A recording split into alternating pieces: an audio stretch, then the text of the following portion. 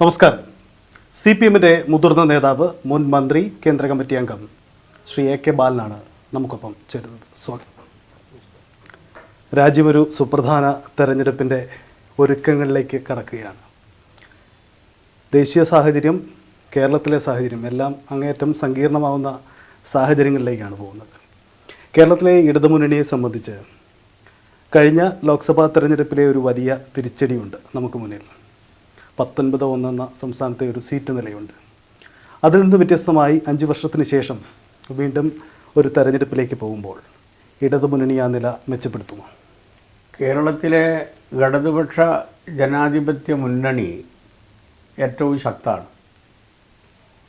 മാത്രമല്ല മുന്നണി ബന്ധങ്ങളും മറ്റേതൊരു കാലഘട്ടത്തെക്കാളും സുശക്തവുമാണ്. UDF-ലാണെങ്കിൽ ആ രൂപത്തിലുള്ള ഒരൈക്യമില്ല എന്നുള്ളതാണ് യാഥാർത്ഥ്യം. മാത്രമല്ല UDF-ന് നേതൃത്വം കൊടുക്കുന്ന കോൺഗ്രസിൻ്റെ ഉള്ളിൽ തന്നെ അഭിപ്രായ വ്യത്യാസങ്ങൾ അതിരൂക്ഷമാണ്. അത് ആശയതലത്തിലും അതുപോലെ തന്നെ രാഷ്ട്രീയ രംഗത്തും സംഘടനാ രംഗത്തും വളരെ പ്രകടമാണ്. കേരളത്തിലെ ഇടതുപക്ഷ ജനാധിപത്യ മുന്നണിക്ക് ഏതാണ്ട് ഞങ്ങൾ വിചാരിക്കുന്ന 2004 ഒരു തെരഞ്ഞെടുപ്പിൻ്റെ അന്തരീക്ഷത്തിലേക്ക് പോകാൻ സാധിക്കും എന്നാണ്. 2004 വിജയമെന്ന് പറഞ്ഞാൽ വൻ വിജയമാണ്. അത്തരമൊരു രാഷ്ട്രീയ ചിത്രം സംസ്ഥാനത്തുണ്ടോ ഇപ്പോൾ? അങ്ങനെ അവകാശപ്പെടാൻ കഴിയുമോ? ഒന്നാം പിണറായി ഗവൺമെൻറ്റിൻ്റെ തുടർച്ച എന്നുള്ള നിലയിൽ രണ്ടാം പിണറായി ഗവൺമെൻറ് അധികാരത്തിൽ വരുമ്പോൾ സ്വാഭാവികമായും ഈ ഒന്നാം പിണറായി ഗവൺമെൻറ്റുമായിട്ടാണ് ഈ താരതമ്യം ചെയ്യുക. അതെ, അതാണ് പ്രധാനം. താരതമ്യം ചെയ്യുക. അത് അങ്ങനെ താരതമ്യം ചെയ്യുമ്പോൾ അന്ന് പ്രതിസന്ധികളെ നേരിട്ടതുപോലെ അതിജീവിച്ചതുപോലെ ഇപ്പോൾ കഴിയുന്നില്ലല്ലോ. അന്നത്തേതിനേക്കാളും മോശമല്ല ഇന്നത്തെ സ്ഥിതി. ഈ രൂപത്തിലുള്ളൊരു ചിന്താഗതി സ്വാഭാവികമായിട്ടുണ്ടാകാം. അത് കേന്ദ്ര ഗവൺമെൻറ്റിൻ്റെ ഏറ്റവും തെറ്റായിട്ടുള്ള നയത്തിൻ്റെ ഭാഗമായി രൂപപ്പെട്ടതാണ്. അതുകൊണ്ടാണ് ഞങ്ങൾ ഉദ്ദേശിക്കുന്ന രൂപത്തിൽ വാഗ്ദാനം ചെയ്ത ചില കാര്യങ്ങൾ പെട്ടെന്ന് പഴയ വേഗതയിൽ നടപ്പിലാക്കാൻ സാധിക്കാത്തതിൻ്റെ പ്രധാനപ്പെട്ടൊരു കാരണം അതാണ്. പക്ഷെ അതിനെയും അതിജീവിക്കാൻ സാധിക്കുമെന്ന് തന്നെയാണ് ഞങ്ങൾ വിശ്വസിക്കുന്നത്. പക്ഷെ അത് പറയുമ്പോഴും നമുക്കറിയാം, ആദ്യ പിണറായി സർക്കാർ വലിയ വലിയ വെല്ലുവിളികൾ അതിജീവിച്ചതാണ്.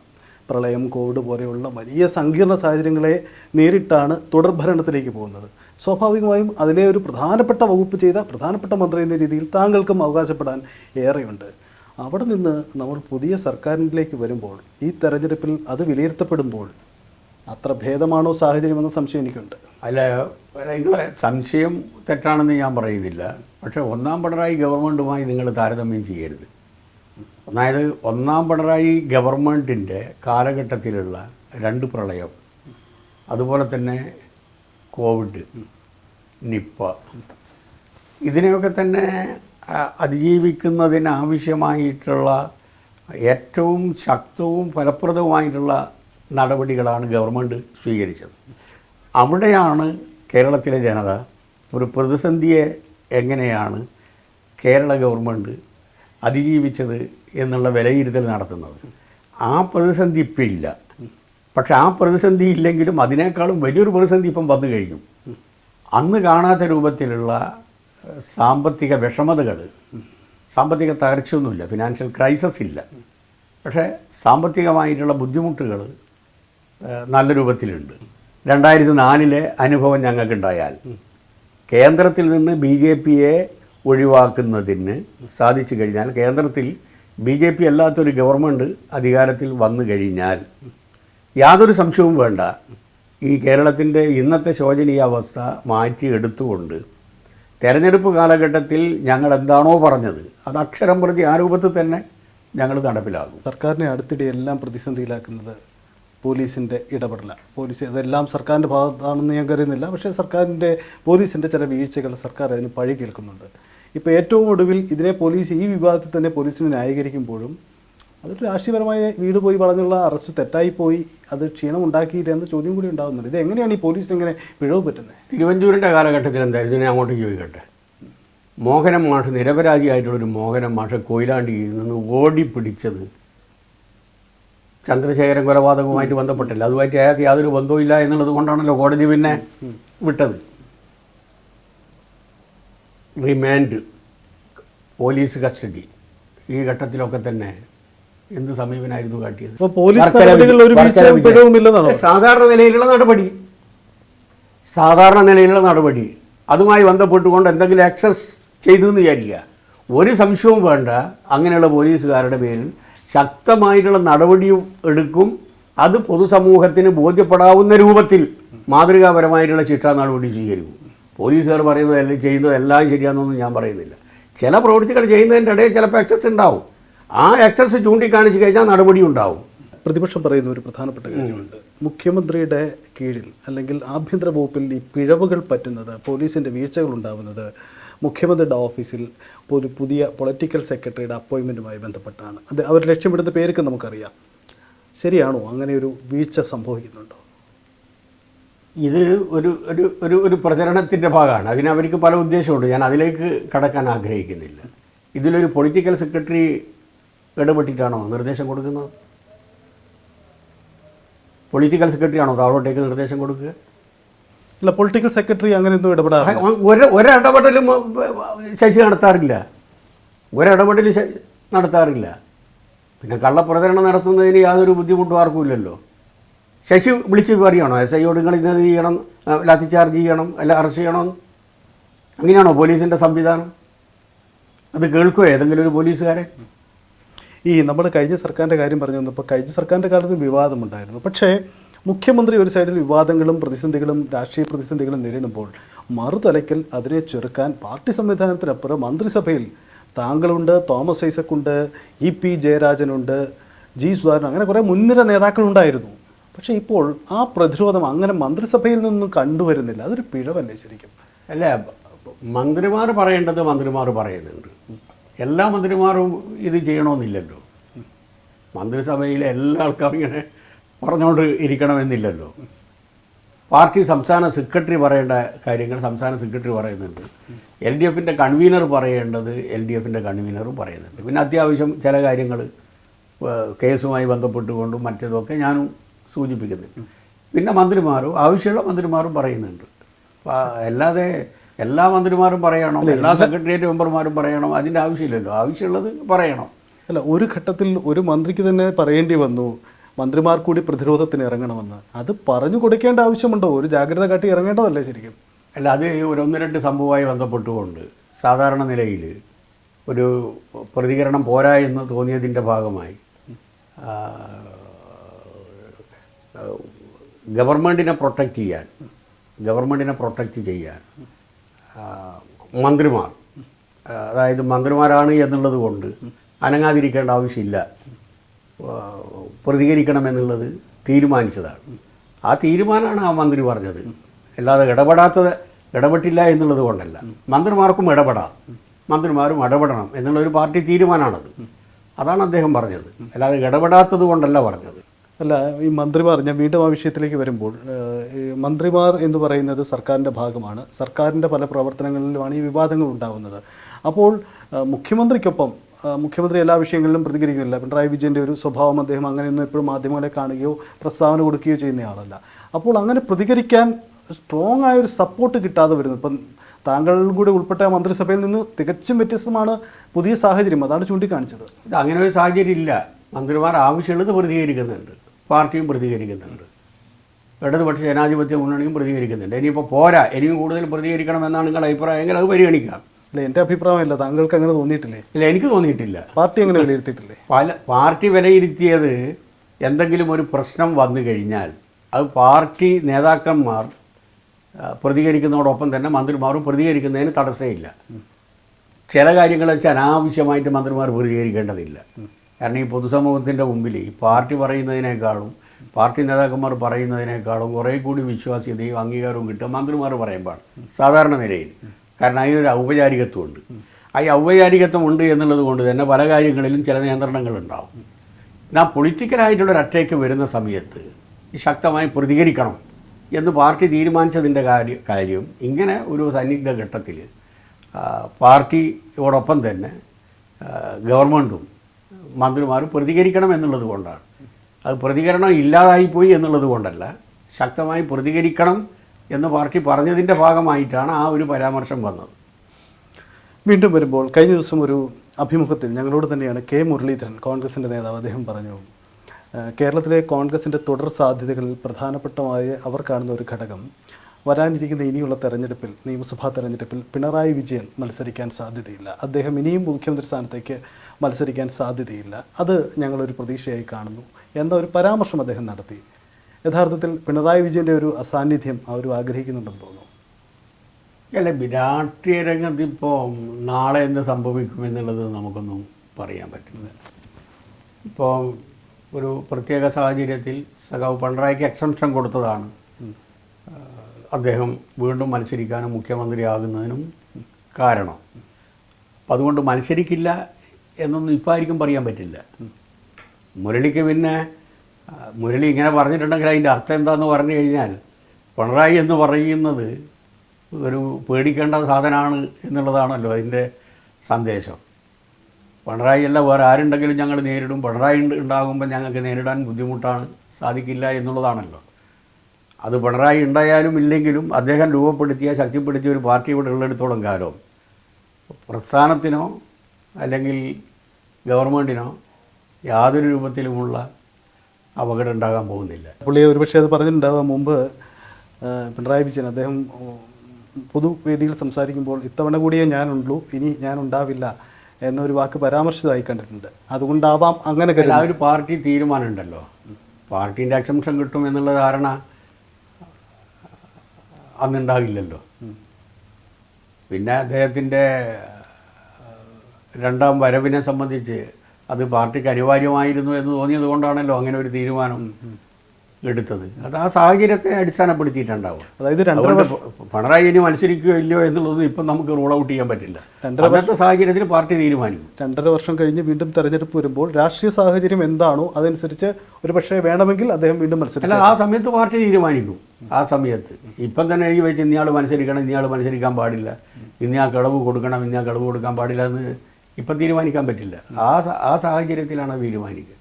ഇവർ പറയുന്നതിൻ്റെ കാര്യം, പിണറായി വിജയന് ശേഷം ഒരു നേതൃതലത്തിൽ ഒരു വിടവ് CPM ഉണ്ടാകുന്നു എന്നൊരു പ്രതീക്ഷ ഇവർക്കുണ്ടാവും. അങ്ങനെ ഉണ്ടാവുന്നു. അത് EMS ഭരിച്ച സമയത്ത് ഉണ്ടായിട്ടുണ്ട്. ഇതൊന്നാമത് കലക്റ്റീവായിട്ടുള്ള ഒരു പാർട്ടിയാണ്.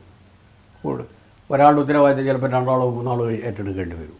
കമ്മ്യൂണിസ്റ്റ് പാർട്ടീൻ്റെ സംഘടനാ ശൈലി അതാണ്. അതുകൊണ്ട് കമ്മ്യൂണിസ്റ്റ് പാർട്ടിക്ക് അതൊന്നും ഇവിടെ സംഭവിക്കാൻ പോകുന്നില്ല. കേരളത്തിലെ രാഷ്ട്രീയം പരിശോധിക്കുമ്പോൾ കമ്മ്യൂണിസ്റ്റ് പാർട്ടിയുടെ ചരിത്രത്തിൽ അങ്ങനെ ഏതെങ്കിലും ഒരു ഐക്കണിൽ മാത്രം നിൽക്കുന്ന ഒരു സാഹചര്യം ഉണ്ടായിട്ടില്ല. പക്ഷെ അതിൽ നിന്ന് വ്യത്യസ്തമായി പിണറായി തന്നെയാണ് നിങ്ങൾക്ക് എല്ലാവർക്കും കേന്ദ്ര ബിന്ദുവായി മാറുന്നത്. അത് സാധാരണ നിലയിൽ അങ്ങനെ ഉണ്ടാവും. അയാൾ മുഖ്യമന്ത്രിയാണ്. EMS ഉള്ള സമയത്ത് ഈ ഐക്കൺ ഉണ്ടായിരുന്നില്ലേ? നായനാറുള്ള സമയത്ത് ഈ ഐക്കൺ ഉണ്ടായിരുന്നില്ലേ? VS ഉള്ള സമയത്ത് ഉണ്ടായിരുന്നില്ലേ? ഒരു കാലഘട്ടത്തിൽ ഇവരൊന്നും ഒരു പൊതുസമൂഹത്തിൻ്റെ മുമ്പിൽ അംഗീകാരം കിട്ടാത്ത കാലഘട്ടം ഉണ്ടായിട്ടുണ്ട്. നായനാർ പരിഹസിച്ചൊരു കാലഘട്ടം ഉണ്ടായിരുന്നില്ലേ? VS പരിഹസിച്ച കാലഘട്ടം ഉണ്ടായിരുന്നില്ലേ? EMS പരിഹസിച്ച കാലഘട്ടം ഉണ്ടായിട്ടില്ലേ? പിന്നെ അവർ മൊത്തത്തിൽ ഈ പരിഹസിച്ച ആൾക്കാരടക്കം ഇവരുടെ ആരാധകരായി മാറിയില്ലേ? അത് ഒരു പ്രത്യേക പൊസിഷൻ്റെ അകത്ത് എത്തുന്ന സമയത്ത് ഇത് സ്വാഭാവികമായിട്ടുണ്ടാവും. അത് കമ്മ്യൂണിസ്റ്റ് പാർട്ടിയിലും സംഭവിക്കുന്നു. എപ്പോഴും സംഭവിക്കും, ഇനിയും സംഭവിക്കും. അത് ഒരു പദവിയിലെത്തിക്കഴിഞ്ഞാൽ അതിനൊരു പ്രതീകമായിട്ട് വെക്കും. അവർ പോയി കഴിഞ്ഞാൽ പിന്നെ വേറെ പ്രതീകങ്ങൾ വരും. ലോകാവസാനം വരെ അവർ തന്നെ നിൽക്കുമോ?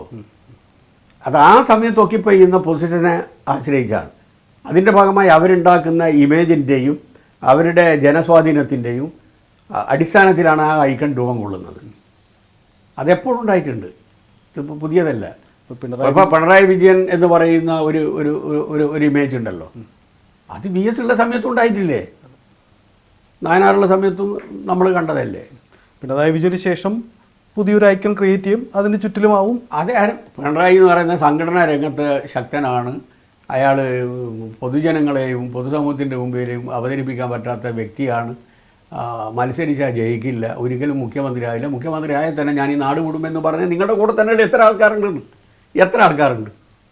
അതൊക്കെ എങ്ങനെയാണ് മാറിയതിൻ്റെ പ്രതിസന്ധി വരുന്ന ഘട്ടത്തിൽ, ഒരു സന്നിഗ്ധ ഘട്ടത്തിൽ ജനങ്ങളുടെ മുമ്പിൽ നിൽക്കുന്ന ഒരു നേതാവാണ് പിണറായി. പ്രതിസന്ധി ഇല്ലാത്ത സമയത്ത് ജനങ്ങളുടെ പിന്നിലാണ്. ജനങ്ങളങ്ങ് മനസ്സിൻ്റെ അകത്തങ്ങ് അദ്ദേഹത്തെ സ്വീകരിച്ചു. മതന്യൂനപക്ഷങ്ങളുടെ മനസ്സിൽ, കക്ഷി രാഷ്ട്രീയത്തിന് അതീതമായി ജനങ്ങൾക്ക് വിശ്വസിക്കാൻ പറ്റുന്ന ഒരു പ്രതീകമാണ്, ഒരു ശക്തിയാണ്. ഏതോ രാഷ്ട്രീയ പാർട്ടി ആയിക്കൊള്ളട്ടെ, പക്ഷേ പിണറായിയെ വിശ്വസിക്കാൻ പറ്റും. ഇത് അദ്ദേഹം ഉണ്ടാക്കിയ പൊതുപ്രവർത്തനത്തിൻ്റെ ഭാഗമായി അദ്ദേഹം ഉണ്ടാക്കിയിട്ടുള്ള മൂല്യാധിഷ്ഠിതമായിട്ടുള്ള രാഷ്ട്രീയത്തിൻ്റെയും പ്രവർത്തനത്തിൻ്റെയും ഭാഗമായിട്ട് വരുന്നതാണ്.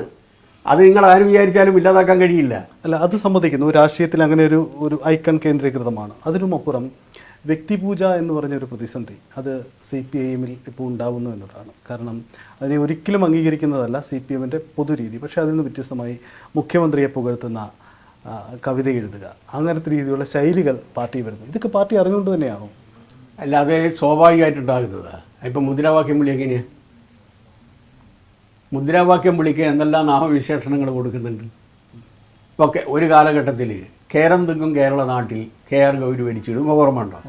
ജനങ്ങളുടെ മനസ്സിൻ്റെ അത് തോന്നുക. ഇപ്പോൾ നമുക്ക് തെറ്റ് പറയാൻ പറ്റുമോ? VS-നെതിരായിട്ട് ആ രൂപത്തിലുള്ള വികാരം ഉണ്ടായിട്ടില്ലേ? നായനാർക്ക് അനുകൂലമായിട്ട് ആ രൂപത്തിലുള്ള വികാരം ഉണ്ടായിട്ടില്ലേ? ഇപ്പോൾ പിണറായിക്ക് അനുകൂലമായിട്ടുള്ളൊരു വികാരം ഉണ്ടാകുന്നു. അതാരെങ്കിലും ഒരു ബോധപൂർവ്വം ഉണ്ടാക്കുന്നതല്ല. വെച്ചാൽ ഒരു മനസ്സിൻ്റെ ഉള്ളിൽ ഒരു സ്വാധീനം ഒരു വ്യക്തിക്ക് ചെലുത്താൻ കഴിഞ്ഞാൽ അദ്ദേഹത്തിൻ്റെ ആ വ്യക്തിത്വത്തെ അംഗീകരിച്ചുകൊണ്ട് തന്നെ മുദ്രാവാക്യം വിളിയും ഉണ്ടാവും. സംസാരിക്കുന്ന സമയത്തുള്ള ചില നാമവിശേഷണങ്ങൾ പ്രയോഗങ്ങളും ഉണ്ടാവും. അത് സ്വാഭാവികമായി. ഇത് ആദ്യത്തെ സംഭവമൊന്നുമല്ല. അത് മറ്റുള്ളവർക്ക് ഇല്ലാത്തതിൻ്റെ കാരണം പിണറായി അല്ലല്ലോ കുറ്റക്കാരൻ. അല്ല, അതിലൊരു തെറ്റുമില്ല എന്നുള്ളതാണ്. ഒരു തെറ്റുമില്ല. കാരണം ജനങ്ങൾ പറയുന്നതാണത്. നമ്മളതിന് വീണ് പോകരുതെന്നേ ഉള്ളൂ. നമ്മൾ ഈ പുകഴ്ത്തലിന് വീണ് പോകരുതെന്നേ ഉള്ളൂ. അതിൻ്റെ അർത്ഥം ജനങ്ങൾക്ക് പുകഴ്ത്താനോ ജനങ്ങൾക്ക് നാമവിശേഷണങ്ങൾ പറയാനോ. എന്നാൽ പിന്നെ മുദ്രാവാക്യം വിളി ഉണ്ടാവില്ലല്ലോ ജാഥയിൽ. എന്തെല്ലാം നാമവിശേഷണങ്ങൾ ഉപയോഗിച്ചിട്ടാണ് സാധാരണ രീതിയിലുള്ള ഒരു മുദ്രാവാക്യം വിളിയല്ല അവിടെ കേട്ടത്. അദ്ദേഹത്തെ സൂര്യനായും ആ തരത്തിലുള്ള വിശേഷണങ്ങളൊക്കെ നൽകിക്കൊണ്ടുള്ള ഒരു രീതിയാണ്. വ്യക്തിപൂജയുടെ ഭാഗമല്ലേ? ഒരു പ്രതിസന്ധി വരുന്ന സമയത്ത് പിണറായിൻ്റെ കൂടെ ജനങ്ങളും പാർട്ടിയുണ്ട് എന്ന സന്ദേശം കൊടുക്കാൻ വേണ്ടി ഗോവിന്ദമാഷ് ഉപയോഗിച്ചിട്ട് പ്രയോഗം അത് 100% ശരിയാണ്. 100% ശരിയാണ്. ഇപ്പോൾ ജയരാജൻ പറഞ്ഞല്ലോ, ഇതിൻ്റെ തുടർച്ച എന്നുള്ള നിലയിൽ ഒരു മനുഷ്യനോട് ആരാധന തോന്നുന്ന സമയത്ത് നാമവിശേഷണങ്ങൾ പറയും. അതിന് നമുക്ക് തെറ്റ് പറയാൻ പറ്റില്ല. അതിന് വിധേയമാകുന്നയാൾ ഞാൻ പാർട്ടിക്ക് അതീതനാണെന്ന് ചിന്തിച്ചു പോയാലേ പ്രശ്നമുള്ളൂ. അത് പാർട്ടി സാധാരണ നിലയിൽ അതിനുള്ള അവസരം ഉണ്ടാക്കില്ല. പാർട്ടി അതിൻ്റെ പിന്നാലെ പോകാറുമില്ല. അല്ല, അവിടെ അത് പാർട്ടി അനുവദിക്കില്ല എന്നുള്ളതാണ് നമുക്ക് ഉദാഹരണമായി ചന്താരകം വിശേഷണം P. ജയരാജനുമായി ബന്ധപ്പെട്ടുണ്ട്. അത് മാത്രമല്ല, അത് നിരവധി അനുഭവങ്ങളുണ്ട്. എല്ലാ അനുഭവങ്ങളെ സംബന്ധിച്ചും ഞാനിവിടെ പറയാൻ ആഗ്രഹിക്കുന്നില്ല. കാരണം ഒരു മനുഷ്യനെ വല്ലാതെ ഈ രൂപത്തിലുള്ളൊരു വേട്ടയാടലിന് വിജയനായ ഒരു നേതാവില്ല. അതാദ്യം നിങ്ങൾ മനസ്സിലാവും.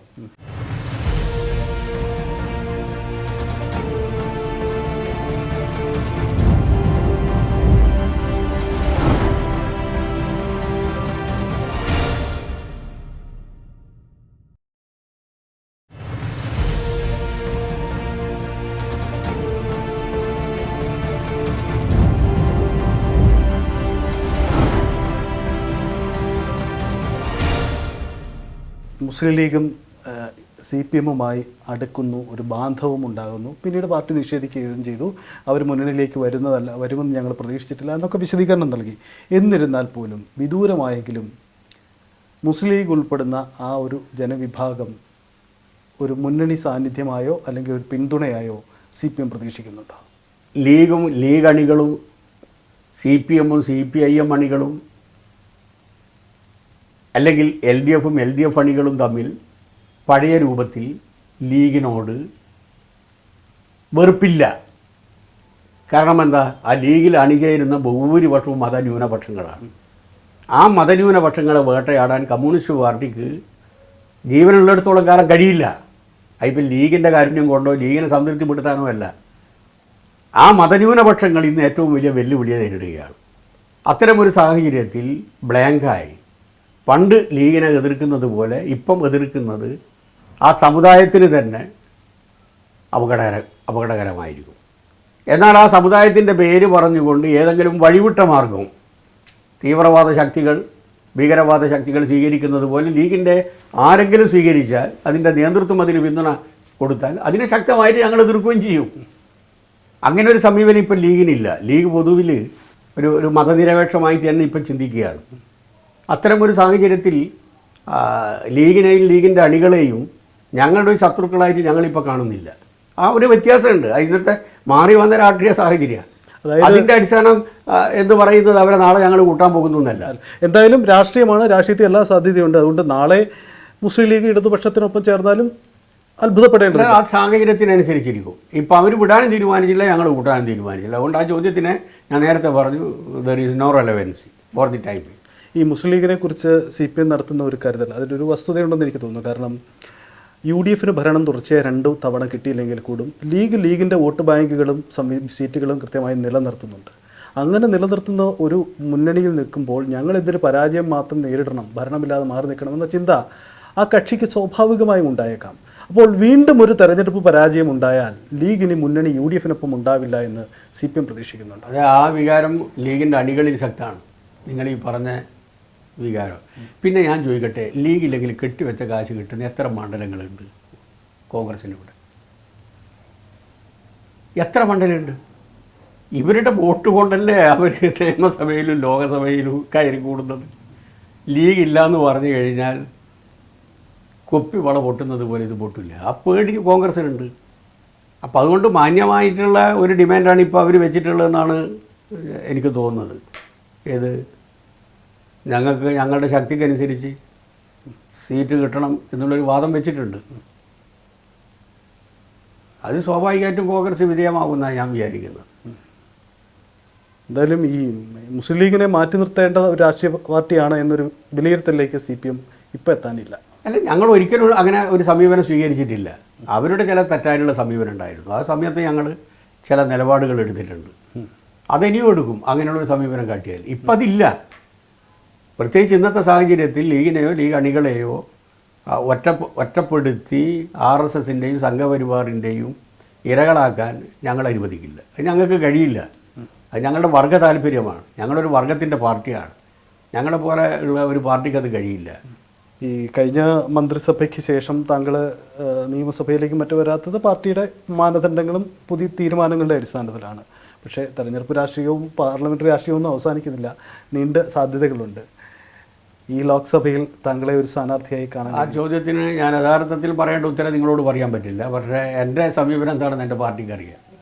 വ്യക്തിപരമായിട്ടുള്ള സബ്ജക്റ്റീവായിട്ടുള്ള എൻ്റെ തീരുമാനം എന്താണെന്നുള്ളത് അല്ല എൻ്റെ പാർട്ടിക്ക് കൃത്യമായിട്ട് അറിയാം. CPMൻ്റെ ഏറ്റവും പ്രധാനപ്പെട്ട കമ്മിറ്റി ഇരിക്കുന്ന ഒരാളോട് ചോദിച്ചാൽ ഒരിക്കലും അങ്ങനെ പറയാൻ കഴിയുള്ളൂ എന്ന് എനിക്കറിയാം. എന്നിരുന്നാൽ പോലും വ്യക്തിപരമായി ഒരു താല്പര്യമില്ലാത്തതാണ് പാർലമെൻ്ററി സ്ഥാനങ്ങളിലേക്കുള്ള ഇനിയുള്ള എൻ്റെ പ്രവേശനം. പക്ഷെ പാർട്ടി നിർബന്ധിച്ചാൽ അല്ല, അങ്ങനെ നിർബന്ധിക്കില്ല. എന്നെ അറിയാവുന്ന ആരും എന്നെ നിർബന്ധിക്കില്ല. അപ്പം ഇനി തെരഞ്ഞെടുപ്പിലേക്ക് ഇല്ല. അല്ല, അതിനെ പറ്റിയിട്ടൊന്നും ഞാനിപ്പം പറയുന്നില്ല. അതല്ല ഞാൻ പറഞ്ഞത്. ഞാൻ അതാണല്ലോ പറഞ്ഞത്. താങ്കളുടെ ഒരു സാന്നിധ്യം കാരണം അതായത് പുതിയ തലമുറക്ക് ഞങ്ങൾ തന്നെ ലോകാവസാനം വരെ ഓരോരോ സ്ഥാനത്തിരിക്കണമെന്നല്ലല്ലോ വേണ്ടത്. അപ്പോൾ സ്വരം നന്നാവുമ്പോൾ പാട്ടങ്ങ് നിർത്തുക. അക്കാര്യത്തിൽ ഒരു മോശമില്ലാത്ത ഒരു സ്വരമായിരുന്നു എൻ്റേത്. സംഘടന രംഗത്തായാലും പാർട്ടി രംഗത്തായാലും അതിനാവശ്യമായിട്ടുള്ള റെക്കഗ്നീഷൻ പാർട്ടി തന്നിട്ടുമുണ്ട്. ഇതിനേക്കാൾ അപ്പുറം ഇനി ഞാൻ പ്രതീക്ഷിക്കുന്നില്ല. അത് മാത്രമല്ല, അത്തരം ഒരു കാര്യത്തെ സംബന്ധിച്ച് എൻ്റെ മനസ്സിൻ്റെ അകത്ത് ഒരിക്കലും ഒരു ചിന്ത ഉണ്ടാവുകയില്ല. കഴിഞ്ഞ മന്ത്രിസഭയിൽ നിന്നും പ്രധാനപ്പെട്ട ആളുകൾ മാറി നിന്നു, അല്ലെ കഴിഞ്ഞ നിയമസഭയിലുണ്ടായിരുന്ന പ്രധാനപ്പെട്ട ആളുകൾ മാറി നിന്നപ്പോൾ വലിയൊരു നേതൃനില ഇപ്പോൾ സംഘടനാ രംഗത്ത് നിൽക്കുകയാണ് CPMനെ സംബന്ധിച്ച്. ലോക്സഭയിലേക്ക് ഇത്തവണ മത്സരിക്കാൻ സ്ഥാനാർത്ഥികളെ അണിനിരത്തുമ്പോൾ ചില സസ്പെൻസ് ഒക്കെ പാർട്ടി കരുതുന്നുണ്ടോ? ഏറ്റവും ഫലപ്രദമായിട്ടുള്ള സ്ഥാനാർത്ഥികളായിരിക്കും, ജയിക്കാൻ പറ്റുന്ന സ്ഥാനാർത്ഥികൾ തന്നെയായിരിക്കും. അതും പ്രധാനപ്പെട്ടതാണല്ലോ.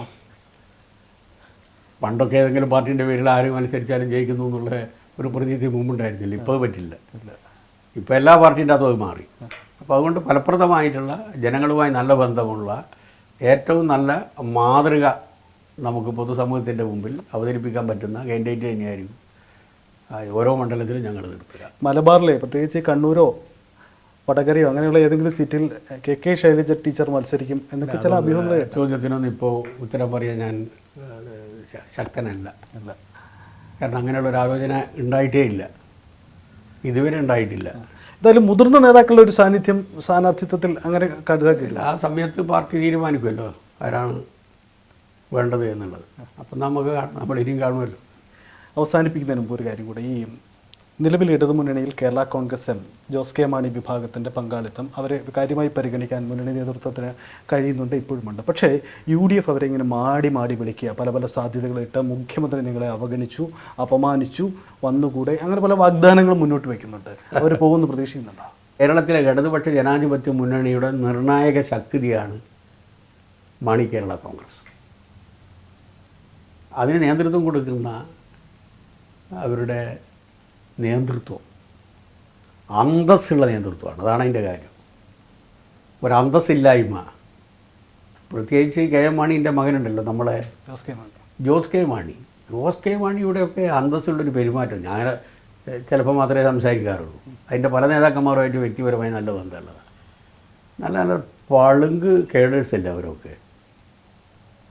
കേരളത്തിലെ ഇടതുപക്ഷ ജനാധിപത്യ മുന്നണിയുടെ ശക്തി എന്ന് പറയുന്നത് അതാണ്.